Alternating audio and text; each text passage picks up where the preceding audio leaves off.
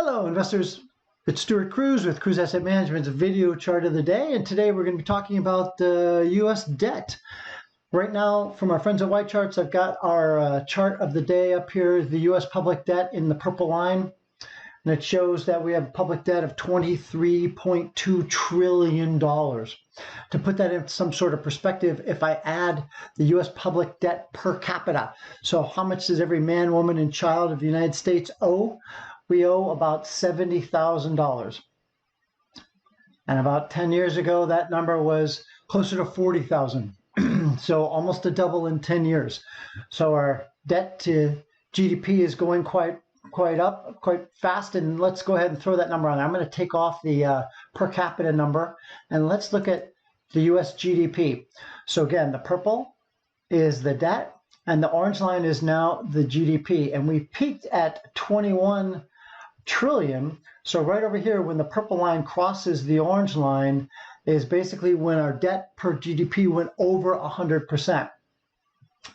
That happened, looks like in 2012, when we can kind of steady at this line, but now we've taken a huge move up, and where the GDP actually fell off by an annualized rate of about 32%. So if we add in a debt per GDP chart, we're looking at this being kind of in the 90%, 80, 90, 60% range. Then we just jump up to 100% right through here. And then right here, we get over 100%. These numbers are trying to basically catch up. So we're over 100% here. And at the end, before we actually get this print, we're at 1.06%. And if you were to take the 23.2 divided by this 19.4 fall off, that gives you a debt to GDP of 120%.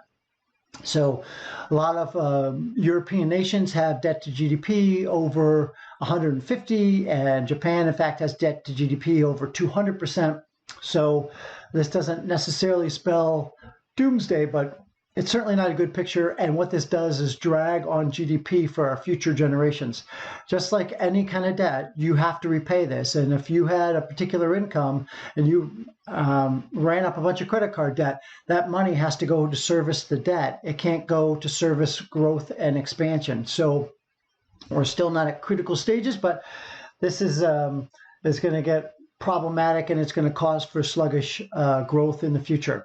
Now, this also might cause some inflation. And if we take our GDP numbers off there and put inflation on here, so here we have our public debt numbers, and here are our inflationary numbers. Now, back in the 80s, we got up into the mid double digits, and we've seen a sell-off or a lowering of inflation over the years, and in fact we've seen some deflationary pressure. So our interest rates have been considerably lower than they have been in the past, which is why maybe the politicians feel a little bit more comfortable running up the GDP, because the opportunity to service that debt is very cheap when interest rates are so low.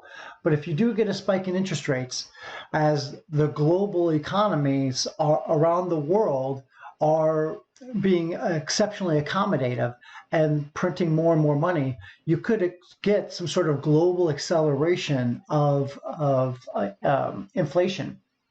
Now, that won't necessarily hurt our currency, but it will hurt our purchasing power. And so what that might mean is, instead of getting deflationary pressures, as this debt continues to increase, this might start to spike. And so the places that you need to combat that spike of inflation would be not with bonds, and certainly not with cash. And that would either be to hold stocks or to hold hard assets. Like hard asset would be gold. So here's a price of gold in this blue. And gold has been hanging out here. Now we hit a run up here as people flew to safety after the financial crisis. And then we had a little bit of a sell-off, and now we're seeing, again, a pretty big move upwards and a long-term price high of gold. And our opinion in Kruse Asset Management, we started buying this a few months ago for our clients, but our opinion is that you should buy more hard assets, and that the commodity sector, which has lagged for considerable time, could be one of the asset classes that will help you preserve your purchasing power and continue to preserve your wealth. So holding some gold, and dare I say it, even perhaps some Bitcoin or some other hard assets would probably serve you well.